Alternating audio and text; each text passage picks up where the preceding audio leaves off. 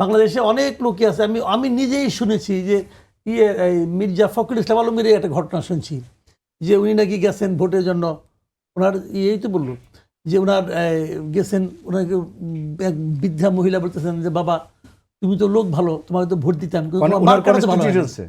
হ্যাঁ, তোমার মার্কাটা তো ভালো হয় নাই। মানে মার্কাটা মানুষ অনেক বুঝে। যদি আমি সেটাকে হিসাব রাখি তাহলে কিন্তু মানে জামাত ইসলাম একটু পিছিয়ে আছে ওই হিসাবে।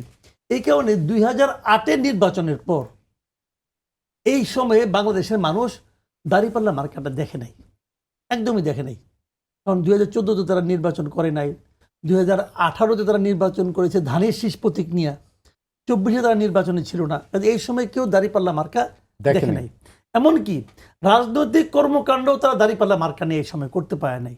যারা তো ধানের শীষ ইলেকশন করেছে, হ্যাঁ, সর্বশেষ এবং মিটিং টিটিংও তারা করতে পারে না এই সময়। কিন্তু ধানের শীষের এরা কিন্তু মিটিং করেছে, সেই মিটিংয়ে জ্যান্ত ধানের শীষ নিয়ে অনেকে হাজির হয়েছে, কিন্তু মার্কা হিসেবে ধানের শীষ। এমনকি আমি এই কথাও বলি যে দাঁড়িপাল্লার চেয়ে আমাদের দেশের ভোটারের কাছে হাত পাখা বেশি পরিচিত মার্কা।